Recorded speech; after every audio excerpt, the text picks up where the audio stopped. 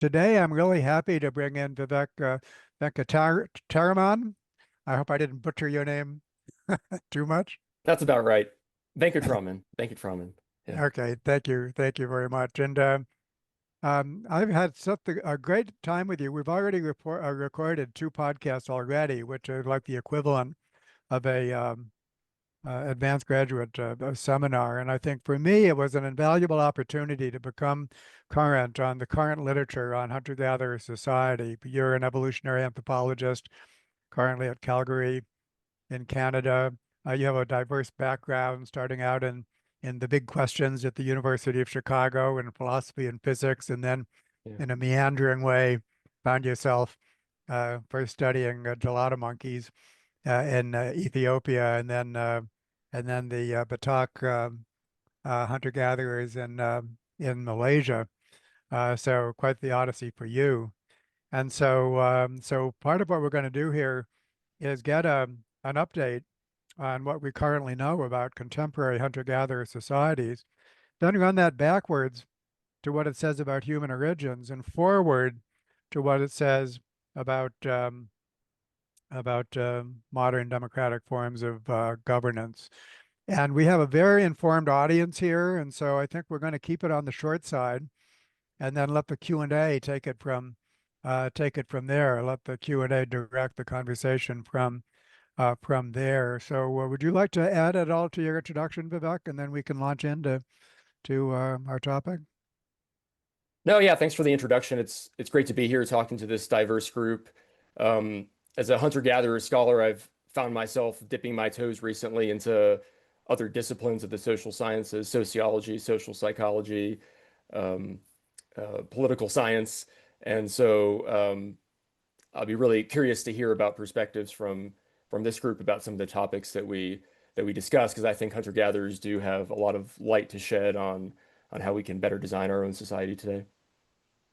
Yeah, and so I think that when we talk about contemporary hunter-gatherers, there's two topics I want to focus on. There's been a lot of work recently on critiquing the idea that, first human society was small scale and then agriculture came and then it became large scale. And by small scale, that meant just people living off the land. And so we have books such as The Dawn of Everything, which are very widely read books that critique this, basically the basic scale of hunter-gatherer society.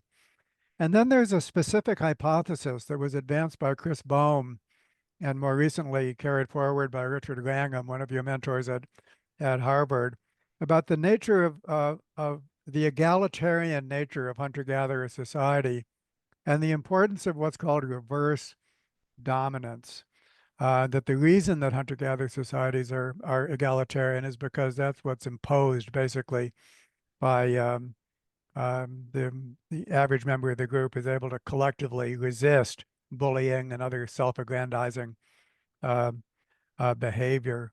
So, Vivek, do you want to just comment on both of those basically in any sequence that you like as to this core idea of guarded egalitarianism and also the basic scale of hunter-gatherer societies? Yeah, sure. Why don't we start with the second one first? Because in a way that problem kind of precedes the other one chronologically. So we know that at some point in human evolution, something pretty special happened in the way that we interact. When you look at other primates, monkeys, apes, our closest living relatives like chimpanzees and bonobos, they have very much these dominance-based societies, right? You get kind of kicked out of a feeding tree if you're not in the right place.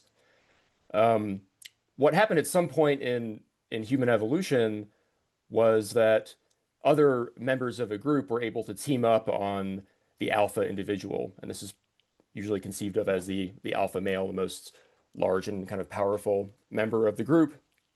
And through a process of coordination, you're able to kick out that male. And so this was, Chris Bohm's basic idea about how egalitarianism is sustained in these groups is that you can actually have the lower ranking individuals become more powerful through coordination. And it's fascinating that in primate societies, this is something that it just doesn't seem to to really happen. You might have momentary coalitions, right? Animals teaming up against each other, but they pretty much always take the side of the alpha male because they may get beat up later if they took the wrong side. So something special was happening here. And Chris Bohm's thesis has been elaborated recently by Richard Wrangham and The Goodness Paradox, this book published in 2019. And what Richard added to this was the argument that it was capital punishment specifically that accounted for this big shift in prehistoric social life. So by actually killing the alpha individual, that you're removing these reactive genes essentially from the gene pool. And at the same time, you are promoting traits associated with proactive aggression, which is Hannibal Lecter style plotting and planning, right? So Richard has a paper called Two Types of Aggression in Human Evolution, where he kind of outlines this idea and talks about how we became less aggressive in one way, but kind of more aggressive in another way.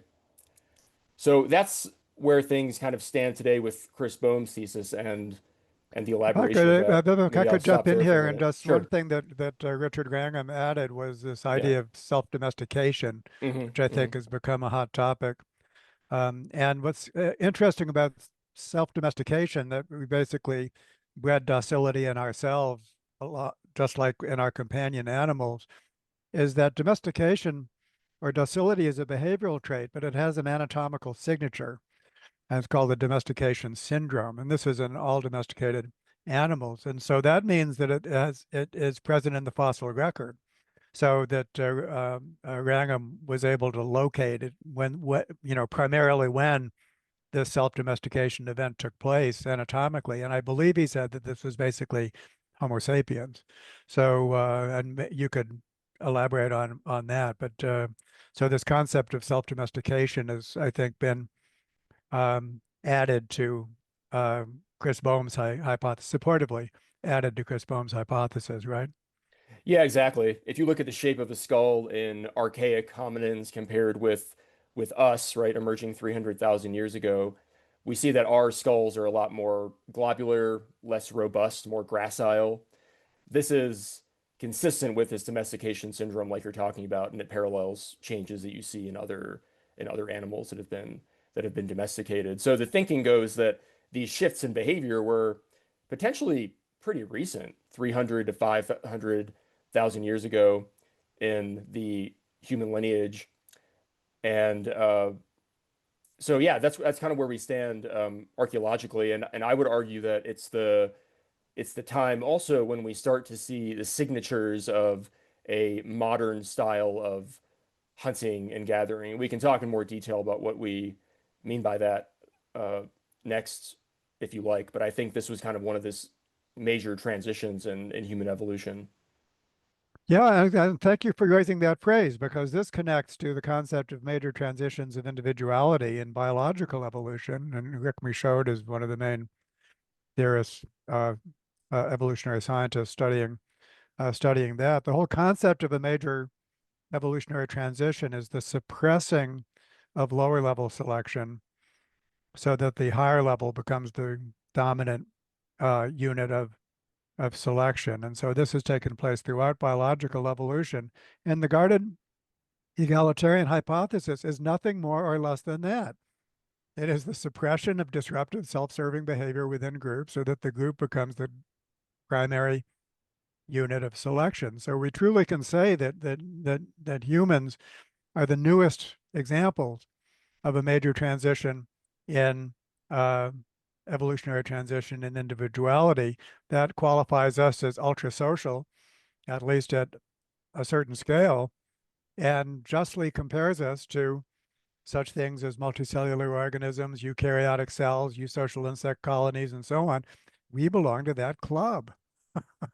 And then Yeah, exactly. Yeah. yeah, go ahead, and then I'll jump in Well, I again. was gonna say, yeah, in many ways, socially, we have more in common with social insects than we do with, you know, chimpanzees and bonobos and other primates, right? The extent to which we cooperate, that we have these divisions of labor based on age and sex, language as communication, kind of a suppression of within group differences.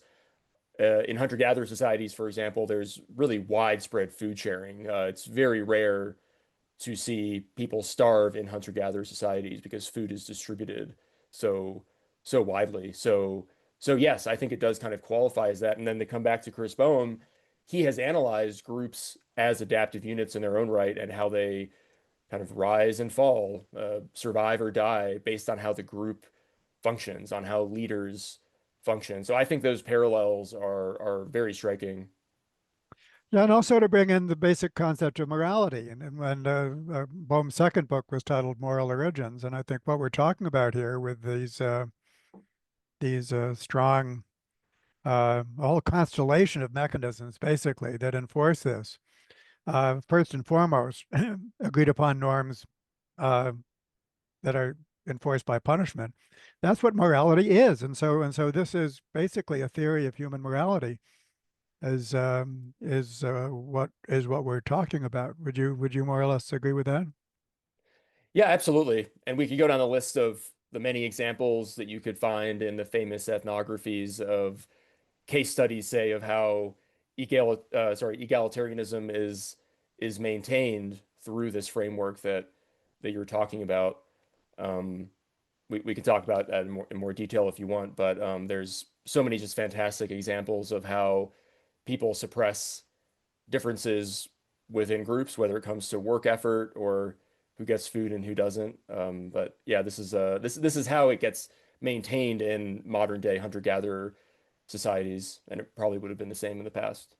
Yeah, great. By the way, if you want to have questions or thoughts or comments, put them in the chat, and we can begin by assembling what when we turn to the Q&A. It's a good idea. Well, let's turn to the scale Oh, sure. of hunter-gatherer societies, and a lot of the recent literature kind of harkens back to a famous and influential conference, Man the Hunter Conference, which I think was in the 1960s. Is that correct? And then this, you might say, stereotype of hunter-gatherer societies as being very small scale, and then critiquing that and emphasizing um, a larger scale. So this was a big part of our conversation, and I just asked you to just basically report that as you see fit and address the issue of the scale of hunter-gatherer society. Sure, I think it's important to have historical context here. So the Man the Hunter Conference happened in 1966, and this was the first time that you had hunter-gatherer scholars get in the same room and ask, how do modern day hunter-gatherers inform our notions of human evolution? What does it even mean to be a hunter-gatherer? What archaeological signals do they leave?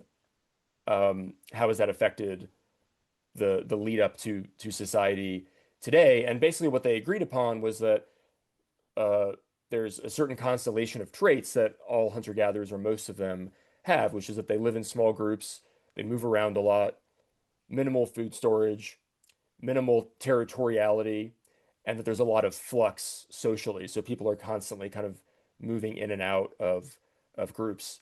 And in the past 60 years, there's been so much field research that has further delved into these topics. And I would say that overall, it's this nomadic style has stood the test of time, but of course, the picture has become much more complicated and interesting. And recently, there's been a lot of emphasis on the idea that instead of the stereotype of hunter-gatherers as nomadic bands moving around a landscape for 290,000 years up until the dawn of agriculture, that in fact hunter-gatherers were aggregating in large groups quite commonly pretty deep into the Pleistocene, right? Maybe going back to the origin of our species.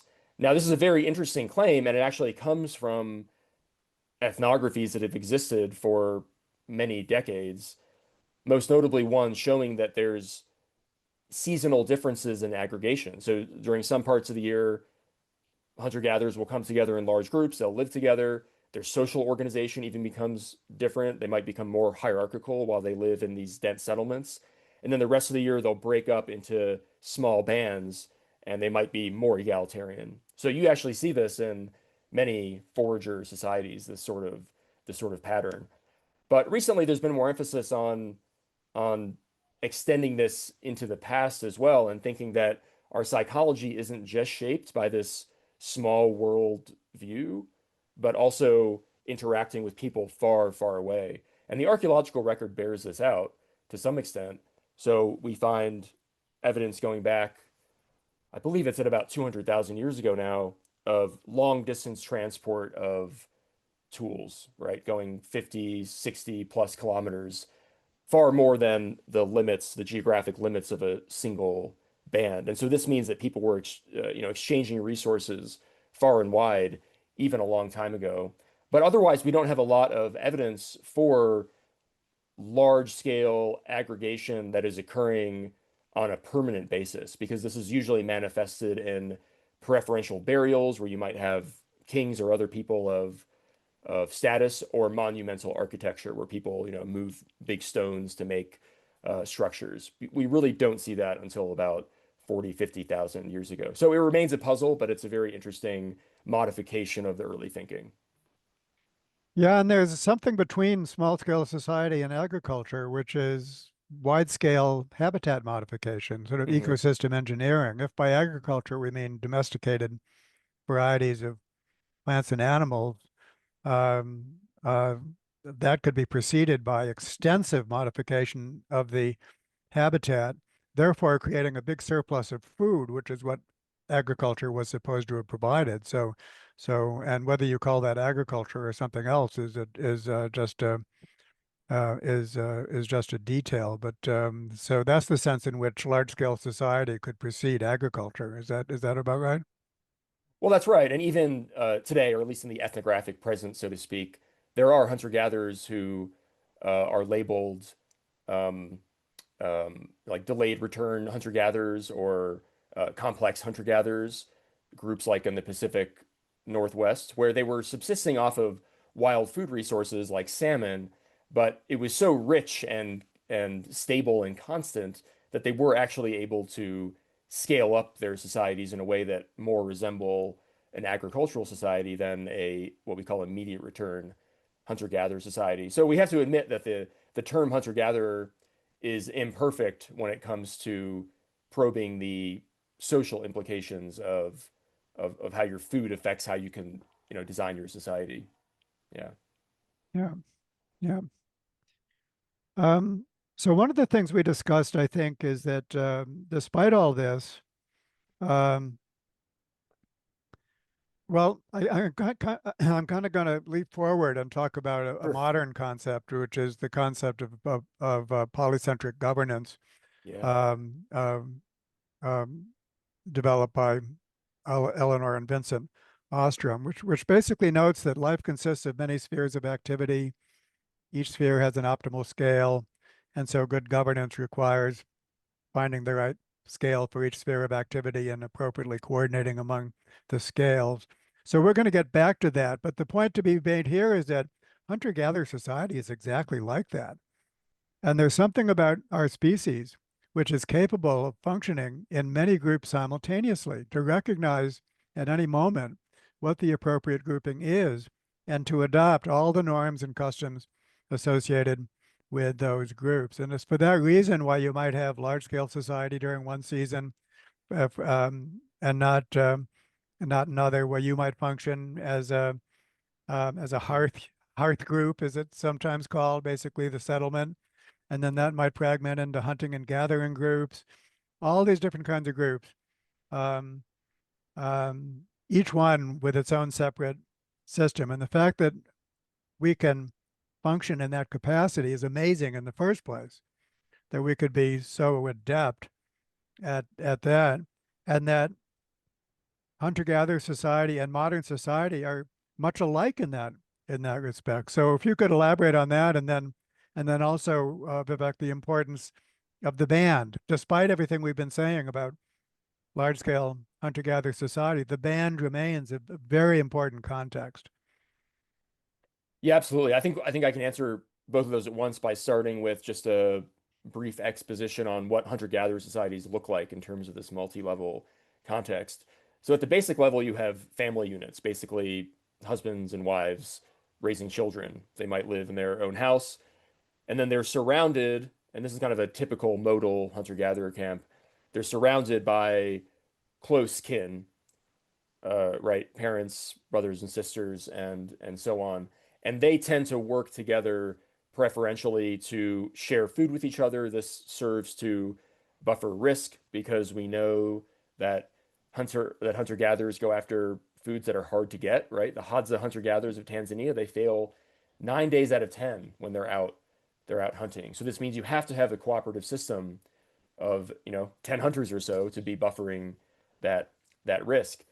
And then beyond that, you might have different kin groups within a camp interacting with each other to go foraging, to cooperate on building tasks, things like that. And then beyond that, and so that's the band. This is the unit that's typically about 25 or 30 people. This is the main unit that has been analyzed kind of as an adaptive unit, like I was saying earlier.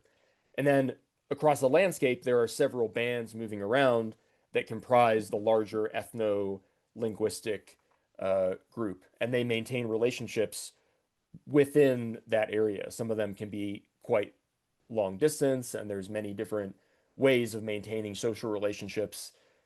Prior to the era of having instant communication and smartphones, this may involve the exchange of beads or other small trinkets that kind of serve as an indicator of friendship and something you can tap into when times are tough. And so you can analyze the adaptive benefits of each of these scales of hunter-gatherer social organization, and that's what scholars have been doing for the past 20, 30 years. And I think it bears out your point, which is that we can come up with adaptive explanations and show these empirically at all these different levels. Um, and how that then gets kind of transferred to thinking about the modern day. That's something I guess we'll kind of get into next. Yeah. Yeah. Yeah. Um, so maybe you could just maybe talk about a particular group that you work, put some flesh on these bones, basically, to talk about some of the, and also some of the work that you've done with decision making and so on, just to talk a little bit about your own research and introduce us to the particular hunter-gatherers that you've been working with. Yeah, I think that would tie all this together quite well. So I work with a group called the Batek in peninsular Malaysia. And as recently as, well, today basically, they still live part-time as hunter-gatherers, moving around in small nomadic groups in the remaining patches of rainforest in Malaysia. And we worked on a paper a couple years ago that really got me interested in all of this. And what that paper was doing was trying to understand how hunter-gatherers make decisions at the level of the group. And I won't go too far into the details, but basically we used a mathematical model derived from foraging theory called the marginal value theorem, which basically says, once you deplete a patch to a certain level, you should move on to the next patch if you want to maximize the amount of food that you get over the long term. So we thought, okay, well, hunter-gatherers should probably behave like this as well because they want to get a lot of food, just like any other animal, right? So we had access to a historical data set where we were able to look at all the calories coming into a camp through time as they move from place to place over the course of about a year. And long story short, when we did all the math, we learned that this is exactly what happened. So right as food was starting to deplete, people realized, okay, we better get going and let's go to the next place. And at first I was surprised by this, right? Coming from the society that I was raised in, I'm thinking, wow, how do they come to this decision that is maximizing group level foraging efficiency without a leader, right? But through my research, I've realized that I was framing that question entirely the wrong way. It should be the opposite way. What I've realized is that there is a lot of collective intelligence in the egalitarian society of the Batek. And so we wrote a paper recently exploring the informational benefits of consensus. Consensus being that we live in a group together and we have to come to a decision that everyone agrees with. It's not just one person saying, hey, we're leaving on Tuesday, and that's it, no discussion. This is a very common feature of political life in hunter-gatherers, is that they argue and they discuss endlessly. They talk about all the different possibilities of what could happen. And what we've argued is that they have norms, right? They have norms around their conversations that kind of keep things on the right track. So just to make it concrete, there's a norm that everyone has to speak their opinion. In fact, if you repress your opinion, you may get sick. Okay, so everyone has to speak their mind. And what that means is you have this really information rich environment where a lot of possibilities are being probed. Contrast this with, say, a corporate boardroom where there's a overzealous boss who wants to impose his opinion on everybody else. That may lead to what we call groupthink, where you go down the path of a bad decision. Hunter-gatherers are able to avoid this, and they do it very consciously. They promote turn taking. Um, and yeah, so they're able to basically maintain diversity and independence in the decision-making process. And these are actually the ingredients of good decisions.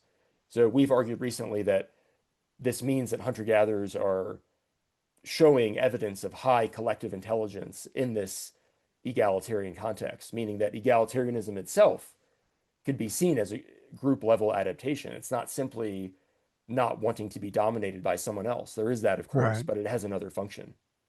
Yeah, exactly. That's a good way of putting it. And I think what's so fascinating is that every everything associated with cognition, which in our reductionistic age we attribute to individuals, is in fact a social process. So decision making, a social process. Memory, big time a social process, because the information that's needed is contained in many heads. And it's here where the larger scale unit, basically the ethno-linguistic group and so on and so forth, is the Mhm. appropriate unit in terms of just collectively storing all of that. Perception, what we're brought attention to or not, a social process. And then of course the uh,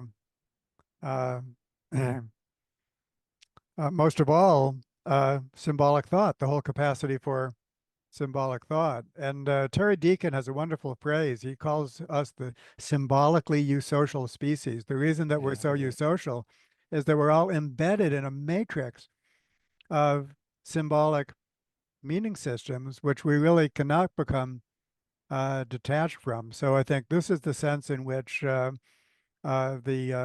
group is the adaptive unit, uh, far exceeds just resisting bullies and the like, but it really extends to all aspects of mentality, I think you could say. Is that going too far? No, I think that's totally right. What we found in our review of hunter-gatherer decision making is that, to go to this memory issue, that certain people are seen as experts in different domains. So leadership is temporary and shifting, right? If we're trying to make a decision about moving our camp, we're probably going to listen to the people that know where all the game animals are, that know the environment really well.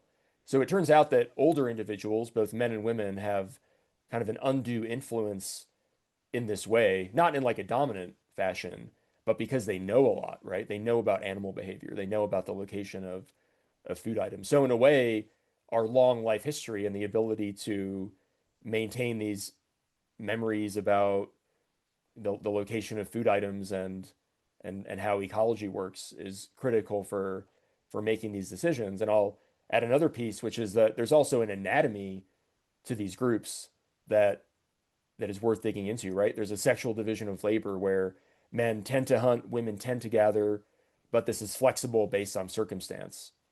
And I've explored this in some depth in my recent work. So and then you also have an age division of labor as well, right? Like I said, hunter-gatherers go after hard to get foods. And so this means that it takes a long time to develop the skills to get these foods.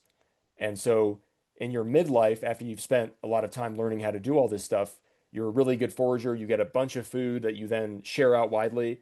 But when you're young and when you're old, you're actually kind of a net negative in terms of the food supply. And so the food Yeah, let gets me just shared with emphasize, because you. this was Yeah. a high point in my conversation with you, that a young person does not become net positive for providing energy until their late teens.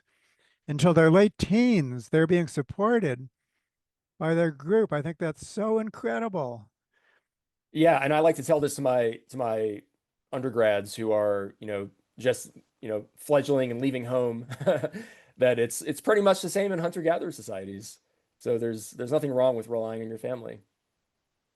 Yeah, so it's so amazing. Well, let's switch now to the final chapter of this, which is to relate all of this to modern democracy. And I'm going to read from the Wikipedia entry on liberalism. Okay, and Mhm. liberalism dates back in our own history to basically the 19th century. Liberalism is a political and moral philosophy based on the rights of the individual, liberty, consent to the governed, political equality, and the right to private property and equality before the law. Liberals espouse various and often mutually warring views depending on so on and so forth, but they generally support private property, market economies, individual rights, including civil rights and human rights, liberal democracy, secularism, rule of law, economic and political freedom, freedom of speech, freedom of the press, freedom of assembly, and freedom of religion. It's frequently cited as the dominant ideology of modern history, a distinct movement in the age of Enlightenment, gaining popularity, and was opposed basically to the norms of hereditary privilege, state religion, absolute monarchy, divine right of kings, traditional conservative. So, so that's liberalism within our own society, and lately it's been severely challenged and much more than anyone thought in terms of, I mean, there was a time in which, like Francis Fukuyama wrote his book, The End of History, in which he said liberal democracies won. Everything's going to be a liberal democracy now. And boy, oh boy, look at us now. Yeah. So the whole concept of liberal bruised and battered, and its conceptual foundation is much more fragile than anyone thought. But I think just by reading that list, with the exception of private property, by the way, but in most other respects, the whole challenge of the liberal tradition was how do we recognize individual freedom with the welfare of society? And that's what hunter-gatherers do exceptionally well. So the prospect is that what we know about human origins and hunter-gatherer society uh, can provide a much stronger scientific and philosophical foundation for modern liberal democracies than um, Mhm. than most people know about. So this is big. You might say this is huge. And so let me ask you to comment on that, and then I'm going to introduce the Ostroms uh, afterwards. But let me have you take your turn, Vivek. Sure, yeah, that was well said. Looking at this tension between individual liberty and societal welfare, I think to make it more concrete for folks, we can talk about just briefly what that kind of looks like in the hunter-gatherer context of individual liberty and permissiveness. In these immediate return hunter-gatherer societies, egalitarian societies, people can kind of do whatever they want. It's highly frowned upon to boss someone around or to be a bully.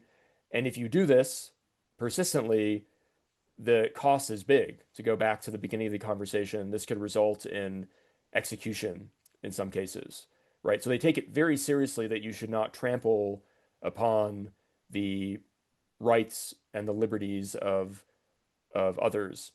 And this extends in many domains. For example, in the group that I work with called the Batek, they're known to be very gender egalitarian.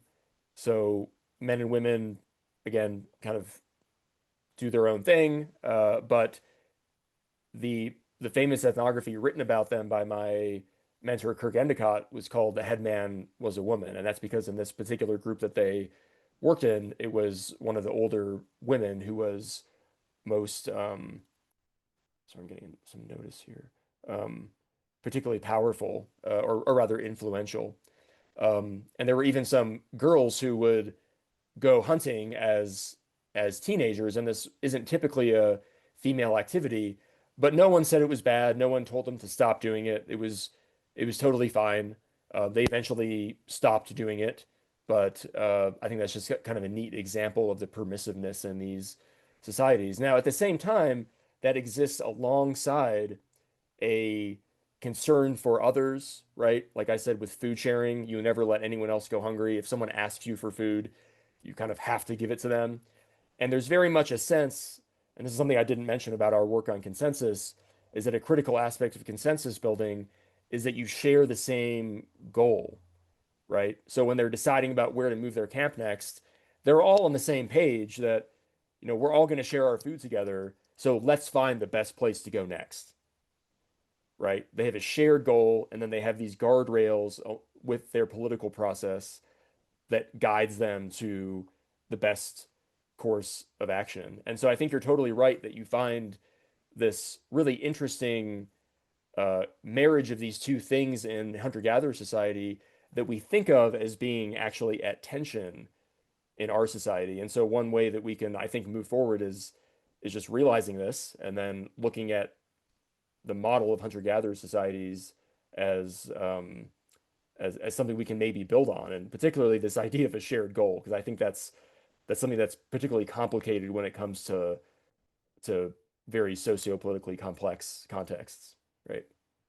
Yeah, so I'll bring in the Ostroms here again, which Sure. are absolute pillar for what I work with in the economic and business sphere. Hmm.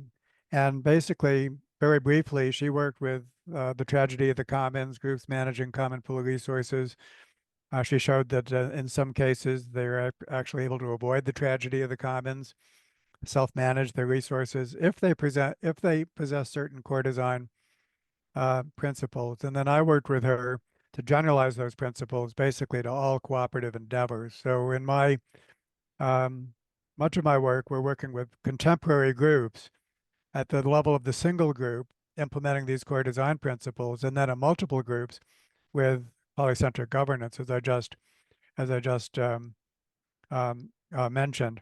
And the first core design principle is a strong sense of identity and purpose. Every group, if it's going to function well as a group, needs to know that it's a group, that it's doing something meaningful, who the members are, what the boundaries are, and all of that. And Vivek, you've already emphasized the importance of core design principle one. Right. And so a wonderful part of our second conversation, which I encourage people to listen to in detail, was I basically ran through the 8 core design principles and to ask you, how good a fit is this to hunter-gatherer societies, including the one that you know well? And the bottom line was a great fit. I mean, so you could really say that that hunter-gatherer societies are the original Ostromian and polycentric societies. And so therefore, they provide a very good model indeed for what we're trying to implement. You've already talked about decision making as one of the core design principles, fair and inclusive decision making, and Hmm. CDP1, a core sense of identity and purpose. Let me focus on just one of the other ones, which is graduated sanctions. That basically, if you're not doing what you should, then that needs to be corrected, but at first in a friendly way, and then that escalates when necessary. And you've already commented that at the high end of graduated sanctions is the ultimate of basically capital punishment, which is Richard Wrangham. But then let's focus on the other end. What's the first thing that happens when somebody's not doing what they should? And there we have this like rich inventory of mechanisms, starting with humor and ridicule, and so let's focus on like the first line of defense of graduated sanctions. If you could just tell some stories about, what happens if something needs to be corrected, and how is that handled in a mild and for the most part friendly and good-natured way. Yeah, one of the most common things that's said about hunter-gatherers is that they settle conflict by just kind of walking away. And so I think this is something very common that you see is that people can just kind of go elsewhere. So if something is happening that you don't like, you could simply just disengage and walk away. So that's one way of sanctioning someone, so to speak, by showing disapproval. There's also more direct but still relatively subtle forms of gossiping, uh, joking, or at a higher level, kind of ostracism. So it's well known in these societies that it's often networks of women, of older women that are kind of controlling information and gossip. And so, I've even been um, present when some of this has happened. Is you'll see something happening that is going to elicit disapproval, and you'll kind of just hear from the peanut gallery, kind of an old lady making a joke about, the person in question. Sometimes it was me. And so that was always kind of interesting to see. Another example I really liked comes from the Kung hunter-gatherers, where there was somebody who was being a bit of a bully. He was orating to the whole group, and people were getting kind of mad that he was getting a bit uppity. And people basically just turned away and stopped listening, and they kind of pretended they were doing other things. So one person pretended like they were cooking, another focused on a thorn in his foot, like it became a big problem. And so again, you're kind of just withdrawing attention from somebody. And that is what happens before you get to the more kind of extreme versions of things. But there's so many stories and ethnographies about graduated sanctions that I think it's a pretty solid principle here. Yeah, and so part of our conversation, which is we don't want to idolize this too much, and it ends up in some groups, including your own, a kind of emotional reservedness of not expressing intense emotions, not only negative emotions, never in anger, but Right. also positive emotions are muted. And you told a story about how you were basically exulting about the glories of the tropics or something like that, and you were basically they were telling you tone it down or just tell that story about the emotional repertoire that results from this is actually quite muted on both ends. The positive and the negative end is what I learned from you. Yeah, there's strong norms in a lot of societies, including the one I work with, the Batek, around any strong expression of emotion. And so in my case, when I go to the tropical rainforest, I'm amazed by the diversity, by the animal life. And so me and my friend would point out, oh my gosh, look at that really cool butterfly. Now, it just so happens that pointing out the color of a butterfly is particularly taboo in this group because, at least with their logic, is you're sort of ripping at the fabric of the universe in some way that they don't like, and there's a threat then of kind of geological disruption, basically. So these relatively small things, right? Commenting on a butterfly or an animal, or killing a leech in the wrong way or something like that. That's another thing that we often get wrong. It can have pretty severe consequences. So to get back to what you said earlier, it's like this kind of moralistic structure behind it. In this case, they're animists, and so they see the world as alive with thunder and lightning and earthquakes, and it's just fascinating. The whole cosmology, that's important because we tend to Exactly. analyze Yeah. this in economic terms, but in fact, as it's actually expressed, it's very spiritual, otherworldly, you might say, right? Oh, absolutely. And you can see it, when we live in a jungle camp and there's a storm outside. I mean, you feel the world ripping apart. I can see how this would be your belief system in this environment. It makes total sense, actually. So they basically they have to maintain some sort of balance. It's that they're Exactly. they might disrupt a balance. That's how they look at it. That's Well, how they see it. Yeah. this is so awesome. Now let's turn it over to Q&A. Yeah, great. Please. We got we're here for 90 minutes. We always know that some people have to leave on the hour, but we don't, and so that gives us plenty of time. And let's just please, this is an Ask Me Anything um, I section. So please I make, want to yeah. I want to jump in about the I've been a therapist most of my career, and the thing that I see, and I hear you talking about it, both of you, Mm. when that uh, gentle, nuanced pressure of the group is focused on someone with a behavior that's not wanted. To me, this is moving us through our normal psychological stages of development. And we don't get that in our society well, meaning, if anything, we move people with extreme traits in those areas, narcissism, sociopathy, etc. We move them towards positions of control and power. And so I just feel like that therapy groups have such a similarity in how they function and work, and it's it's not always pleasant to think about, but to me, this is just key to how we develop better as human beings in a normal functioning way. I'm really glad that you raised that. Vivek, do you want to comment on that, and then I'll follow? Well, I think it's a great observation, and it reminds me of one more anecdote. I think it's something that is worth saying is like we talked about how bullying individuals or psychopathic individuals, let's say, can meet a grisly end if they behave in the wrong way. But one thing I've also observed in my work with folks in small scale societies is also a permissiveness around individual variation, individual cognitive variation. So I was in a camp not too long ago where there was an individual, a young individual, and of course there's no formal diagnosis, so I don't know, but seemed to have some kind of developmental issues leading to kind of like lashing out, and apparently he would kind of randomly hit people.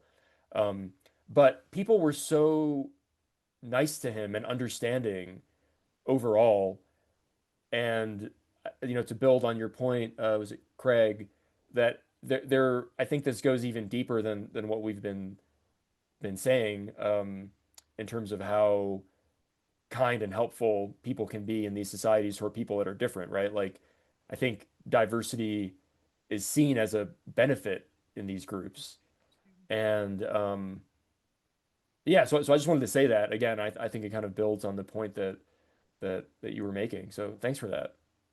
Yeah, and I think I wanted to introduce James Cohen. He's a clinical neuroscientist at the University of Virginia, and what he calls social baseline theory. And what the theory says is that humans never lived alone throughout our existence. Shows you the yawning gap between what we're talking about here and neoclassical economics and the rational actor model, which assumes that individuals are totally standalone individuals with their own preferences without regard to anyone else's preferences. Just imagine how wrong that is from this current perspectives. And so Jim notes that we've always lived in the context of small and for the most part highly cooperative groups, even when those groups were warring with other groups. And what that means is that throughout our genetic evolution, we have had both personal and social resources to fall upon. And we've had such, great examples of this in this talk. And so that means our brains and bodies have evolved to seamlessly integrate personal and social resources in making their many trade-off decisions, including physiological decisions that are completely beneath conscious awareness. And given that, when you isolate individuals from cooperative groups, then the brain and body interprets that as an emergency situation. And so here's how we get, loneliness and social isolation being a health risk factor, which is right up there with smoking and obesity and lots of research on that. So this is, I think, very much um, uh, informs what we need to do as therapists. And in this article that I co-authored with Jim, I think the research shows that over half of the effect of therapy is just the nurturance that the therapist provides to the client. And the most therapeutic thing you can do is to get the individuals functioning in the context of small, meaningful, and appropriately structured groups. But the appropriate structure is important because it's not the case that small is beautiful all by itself. Small groups can be just even a single pair can be um, abusive as we know. So there must be those protections that's represented by the core design principles. And then finally, because there is so much to say, my therapist colleagues such as Steve Hayes and others are having a great time thinking of the individual as themselves a group. The individual as themselves a group of identities, basically, that are cooperating or not. So this extends even to the point of thinking of the single person as a as a group, extending these ideas to the nature of the single person. So Kathleen. Well, I just wanted to quickly respond to what you said just now, David, about therapy. I'm actually familiar with an older, I forget the actual name of it and who wrote it, but about 30 years ago, there was a meta-analysis of, outcome studies and of all types of therapy. And actually the conclusion is it doesn't make any difference what the approach the therapist is using. And I was in mental health. I was a therapist, was a systems therapist, family therapist. It doesn't make any difference as long as there's trust between the therapist and the client, and the client believes that the person wants to help them. That's the key component to effective therapy. There's just so many things this talk is triggering for me. The thing that you just mentioned about having somebody in the group that is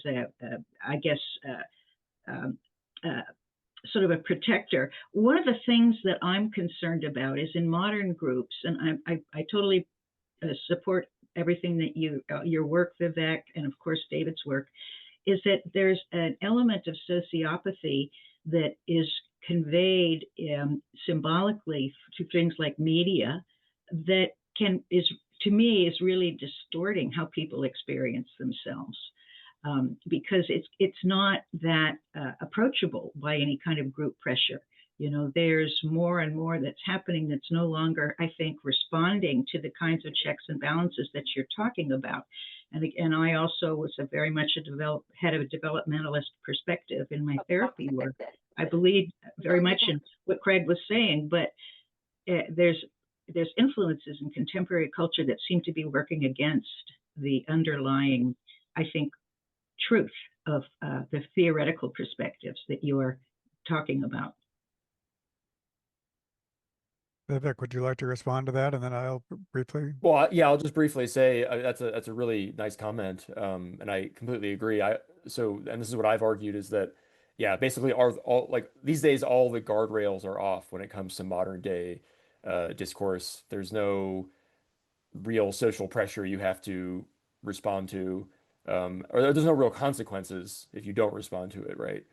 And this is one of the issues. And then the other thing I would raise is, again, that issue of kind of shared goals, right? Do we all want to live in the same kind of society? Well, I don't think we all do, actually. I think that's part of the problem, and therefore the pathway that you take toward it would be different. And so these are many of the problems that we face in these larger scale contexts. But basically, when you see the kind of talking head culture that we live in now, it is diametrically opposed to how we lived for most of our species. And I think that's telling.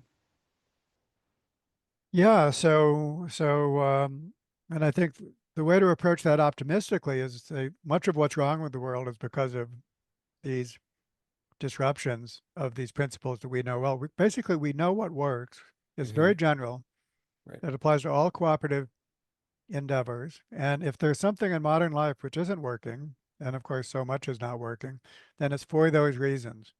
And also we can find the success stories so that there's, despite everything that's going wrong, we can find some wonderful examples of things going right in any context, including business groups. And when you focus on them, you find the high performing groups, then it's just as I went with my conversation with Vivek, went through those core design principles, crudely put, and you find this wonderful fit, and you find these gems of cultures that have been created, little islands of prosociality in which prosociality is thriving because these protections have been built. So the model is out there, and it's a matter of realizing it. So basically, so showing that this is in line with predictions as opposed to some exception, and then providing those conditions. So I think that's what's optimistic. Basically, is we really do have a sense of how to make life better with these principles. Ken. Well, as human population increased, we had more and more conflict. And so, of course, we know that groups with greater coalescence defeated weaker groups. So a greater need for coalescence arose. We had strong central control. We evolved religion that provided that social control. And and then this now we still have this. So we have a very strong eusocial tribal structure. And I'm trying to imagine how that can evolve. I mean, at this point, we have Trump's military attempting to put together a whole new structure that's going to give us military control in Southeast Asia in order to, quote, protect us from China. I mean, obviously that's nuts. So I'm wondering, how do we evolve from this extremely, first, would you agree that very, very high population has exacerbated this problem? And number two, how do we retreat from it? I'm trying to take us from where we are to some sort of rapid cultural evolution. Well, Vivek, go ahead and then I'll take my turn. Well, I think that's a difficult question, especially the issues of, yeah, like now and today. But to go back to a point from earlier of polycentric governance, that I feel like we do know what works. We know that humans in small groups can thrive under certain conditions, and then you kind of scale up from there. So I have to believe that this is a structure that would be useful going forward. Obviously, in any particular political or geopolitical issue we face right now, I have no idea, but I guess I would just build on what David said. I know, David, you probably have more insight than I do. Well, a point I made in our conversations is that when you think about this as an ecologist, and first let's think about all the different relationships that exist among species. Those span the range from violent conflict, competition, predation, parasitism, all the way to mutualism or interacting without coexisting without interacting. The entire range of ecological interactions. That's the range that we should expect for human groups. So when we look at human relations between human groups, we should expect not just warfare, violent warfare, but the full range of ecological relationships that we see among species. And that's what we find. But that said, warfare has always been among them. And I would dispute your claim that it's gotten worse or better. I think that if you look at history throughout the ages, in Peter Turchin's book, Ultra Cooperators, How 10,000 Years of War Made Us the Greatest Cooperators on Earth, is that human history has been one of incessant warfare at various scales. And whenever some new society formed that provided the social glue to hang together at a larger scale, that was always in competition with other groups, typically involving warfare. I'm heading to Romania for a week tomorrow, and just look at the history of warfare in Eastern Europe. So I think what's changed today is of course the scale of it all. And so the question is, how do we actually uh, evolve a single cooperative planetary group? That's the great question. And even though there's no between planet competition in actual forms, there's still competition among policies, basically. So it's still possible for for uh, policies leading towards global cooperation to outcompete policies that are conflictual at the global scale. So there is a theoretical path towards global cooperation, which is what we want, and so that's and must have, because otherwise, lower level cooperation is always disruptive at higher scale. So it's an imperative that we work towards global cooperation, and we see the necessity um, of it. I May I think it just might be useful to also. Oh, sorry. Go ahead, Ken. No, I was just going to say, may I just qualify what I said by saying that this seems to have peaked around World War One. And in fact, historians and archaeologists have shown that throughout history, roughly 1 in 6, 1 in 5, or 1 in 6 males in every culture died in competition with others. And now it's down to 1 in 20 or 1 in 30 or one Yeah, in this 30. is So, Steve Pinker's theme, the theme of Steve Pinker's work. so I just wanted to call. So it does seem to be moving, but I'm just trying to imagine how it's going to get from where we are. Yeah. Did you have more on that, Vivek? No, no, that's okay. Well, I was just going to add one point about a current debate in the literature that was prompted by the book The Dawn of Everything, which was the discovery in Ukraine of ancient cities that were apparently egalitarian, that apparently did not have any centralized control. I mean, this is highly debated because it's an archaeological context of a culture that we have no idea how it really worked. But I think one of the points that has been building from recent archaeology and anthropology, which I think is interesting and that we should entertain, is that there were really interesting kinds of social diversity in the past that may not be represented today, right? Maybe there are ways of scaling up society in creative ways that have no modern representative even. But they were And kind of is path is dependent and yeah, and is very high population, and therefore the conflict that right. naturally arises from very high population is that is that one of the causes of it? And could we improve things by simply let's get down to where there are only 50 or 60 million humans on the planet? Sure, right.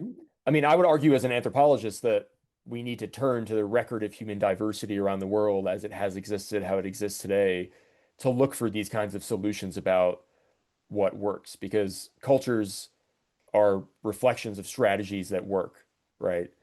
Oftentimes. And so this archaeological case has just been a little bit interesting, but yeah. Anyway, I just wanted to add that. Yeah, well, Um, Vivek, the other Vivek. Yeah, another Vivek. That's great. Uh, Hello, Hi. thank you, David, and thank you, Vivek, for this exciting conversation. I work about decision making among smallholder farming systems, among the farmers in smallholder farming systems. Okay. Basically I get this understanding from Herbert A. Simon, who worked a lot about bounded rationality and the satisficing. So the tragedy of commons discussed by Hardin and the example you gave from your bad tech community about taking decisions about shifting from one patch to the other patch is actually not an act of maximization. I guess it is an act of satisficing. So most of the core design principles given by Elinor Ostrom guides the community towards satisficing instead of seeking for reaping as much benefit as possible or maximizing. So do we need to bring in bounded rationality aspect, especially the contemporary Gerd Gigerenser's ecological rationality aspects into the decision-making discussions around hunter-gatherers or agricultural systems as well? Yeah, thank you. Thank you for that. Uh, yeah, so I don't necessarily disagree with the satisficing point. Just one thing I'll add is that, I didn't go a whole lot into the details of the theory, like the marginal value theorem that we were testing with this, but we're basically using the terminology from that literature in which it is specifically the goal of maximization. I wouldn't claim though that that would be even how the people would conceive of it. And these are two very different things, of course, and that, could be guiding their course of action in terms of how they interact with their environment, how they interact with others, how they make decisions. So I was just talking about maximization from a highly formal standpoint of that theory. The other points I'm honestly not that familiar with. Maybe David can chime in if you're more familiar Well, it with. makes me wonder and to ask you, to what extent are the people that you worked with uh, exercising restraint in terms of, leaving a breeding stock or something that we would recognize as sustainable practices, basically, not over exploiting their resources, other than kind of leaving one area and then going to another uh, Yeah, well, that's area. a good So question. This has been captured under the term the ecologically noble savage, yeah. where we So to comment on that for the literature as a whole, Yeah, well, the Um, literature as a whole is we just see a lot of talk about how hunter-gatherers have these fundamentally different ways of interacting with their environments. They they like emically speaking, they see the world as very giving. yeah, It's like a nice world in which they are taking a part of it, right? And they express reverence for prey animals and so on. And so all of that is very interesting. At the same time, though, I think that sometimes that literature risks kind of exoticizing people because I think at the core, people are trying to solve problems the same way that we do. And I think the fact that they are not overrunning their environments is largely a product of simply low population density. I think back if to low they population. kind of Right. had the capacity to do so, they wouldn't have that much of a problem with it, frankly. Um, that's You kind of even have an my example yeah. where you even have an example, Vivek, where there's some forest product which they were basically selling, and that influenced their decision, right? Could you maybe that's a relevant example if you wanted to provide Yeah, well, that. in that paper we wrote, it was really the sale of rattan. And this was actually in the 70s. It was a sale of rattan. They would gather up rattan, it's made into wicker furniture. And we found that as like the strongest predictor of when they moved camp is when they depleted uh, you know, rattan. And so this literature is kind of interesting. There's a lot of debate about it, but yeah, that would be kind of my thoughts. All right. Yeah. Okay, what's next?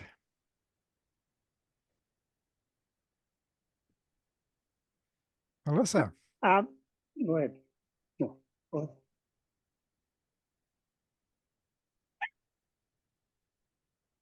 Melissa, you seem to be Melissa, go muted. ahead.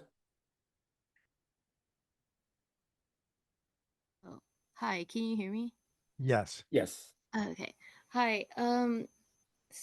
I just wanted to comment on the actually a couple things. I'm not sure if I'm able to recall everything right now, but the whole like mentioning the the actually, you know what? I'm just gonna step aside because I need to kind of gather my thoughts.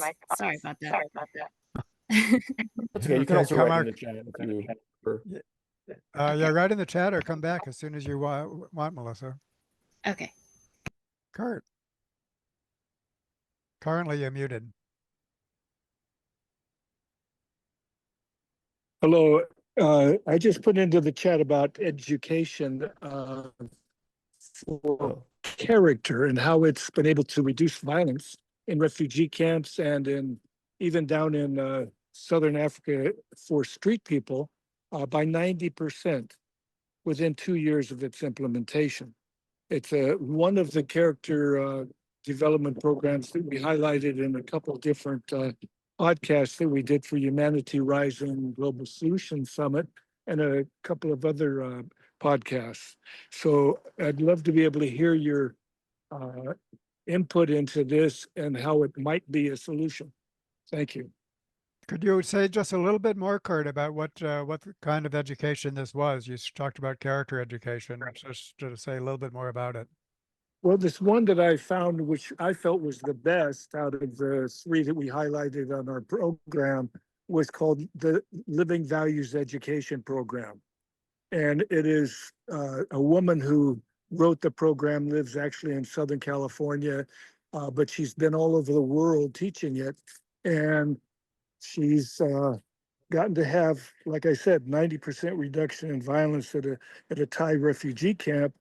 And that's unheard of in those kind of violent kind of places. But it works. And when it's applied in schools anywhere in the world, it has great results, and academics go up, and all the other issues that people have for, like I taught in Los Angeles Unified School District for years in the ghettos, the violence goes down tremendously, and there's no need for police officers on campus anymore, and so on and so forth. Do you recognize some of the elements of our conversation here in that? Because I'd have to learn more in order to comment. But do you see a match between what this kind of education was and for example, the core design principles or anything else that we've talked about?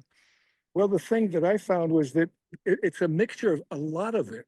In other words, the discussions with the kids when something goes, quote, wrong. Yeah.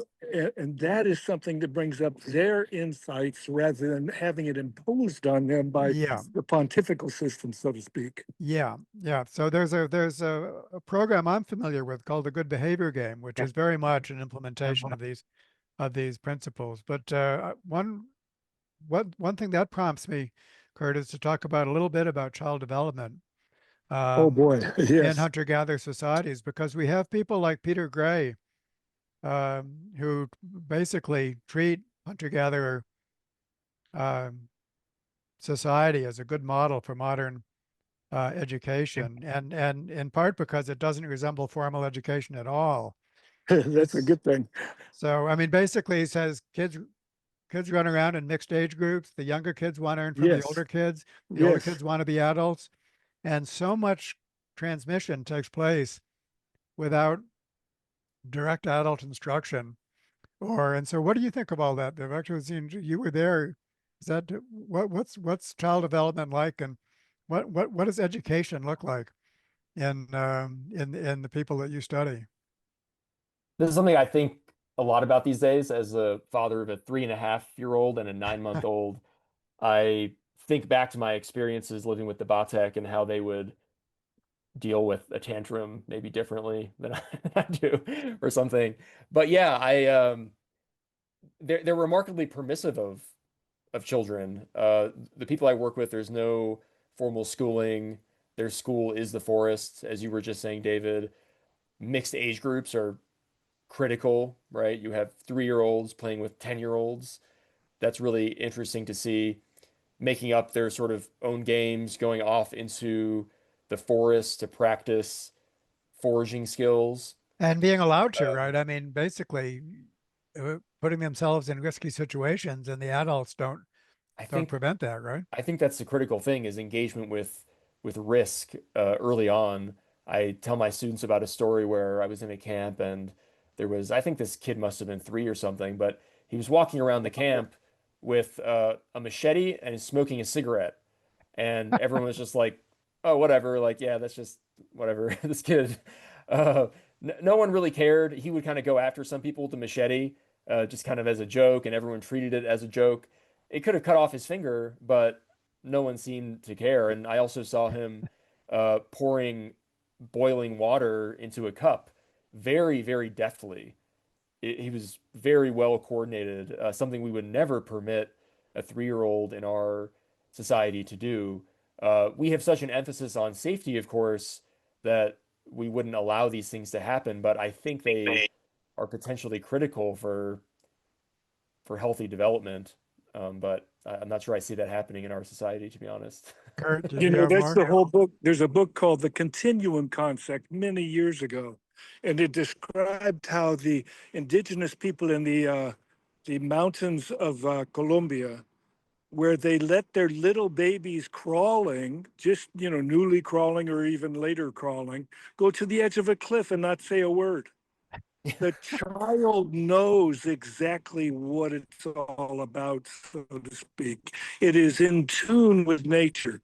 Nature is the biggest guide that we have, and that's why scientists are finally getting into doing something with biomimicry, and educators are doing things with biomimicry and so on. So we're learning slowly but surely to regress. Yeah, yep. It's so hard to basically strike a balance between a utopian view of nature and hunter-gatherer society, um, and um, and um, um, and a more balanced view, which does point out suffering and inequality and exploitation of the environment. I mean, whatever is causing Western society to do these things also operates in other societies. And if it's not happening, it's because appropriate structure is in place. Right. Um, and so I think that's a difficult balance to achieve, is to be able to recognize both what we wish for and what we don't wish for in nature and in human societies around the world. That's, I think, is the middle ground that has to be achieved. Good introduction to next month's on pro-social AI, and what you'll find is a return of most of these major ideas.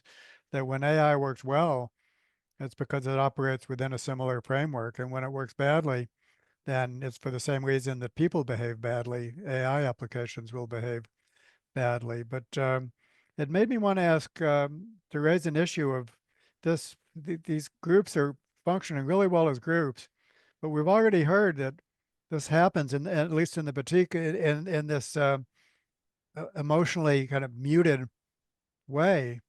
And I was talking with Jerome Lewis, a colleague of yours, Vivek, who studies African forest people. And he stunned me by saying that there's no word for thank you in their language because it wasn't anybody's to give. And so the idea that what nurturance looks like is like what we would see it as. For example, the idea of compassion, which is such an important part of current Buddhist thought, and that I feel compassionate towards you, so on. It might not take that form. It might take other forms. So in your particular case, or based on your review of the literature, is it the case that hunter-gatherers, by being such living in such cooperative groups, that it does take the form of like what we would recognize as empathic individuals that are concerned with the welfare of others, or maybe not so much, because these are all proximate mechanisms, Right. and there's a whole range of proximate mechanisms. Yeah, well, we see the same thing that Jerome said among the Batek as well. No word for thank you, and I think that's like almost universal among immediate return foragers. The second point, I'm not totally sure, to be honest. I wouldn't want to overextend my knowledge of sort of more intimate behaviors of the groups that I work with. One thing I will note, though, is that working among hunter-gatherers has made me realize that even some of the norm of what we call like a normal gesture and response, like an emotional response to something, isn't necessarily the same cross-culturally. So we're trying to understand now prevalence of mental health issues among these groups that are quickly transitioning from being hunter-gatherers to living in a more globalized world. And what we're realizing is that you can't simply take inventories made from the Western world on anxiety and depression that will ask questions like, did the participant smile at all while you were talking to them?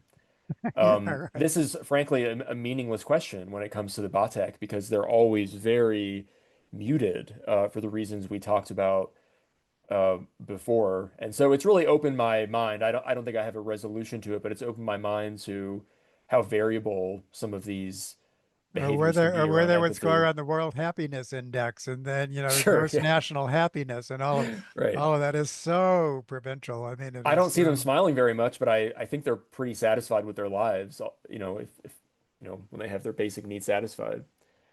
Yeah.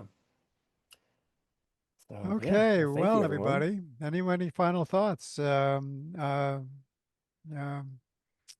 Yeah. right, friends. Well, this has been great, wonderful, happy to make it possible, and then we'll see you all next month. And there's many opportunities for engagement through Pro Social World. And if you want to know more, then Juliet's the person.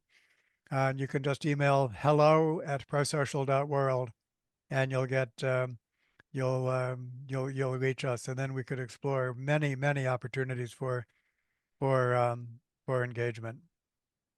Yeah. Thank you, Thanks, everyone. Vivek. Appreciate the All good. thoughts. Thank you. Thanks.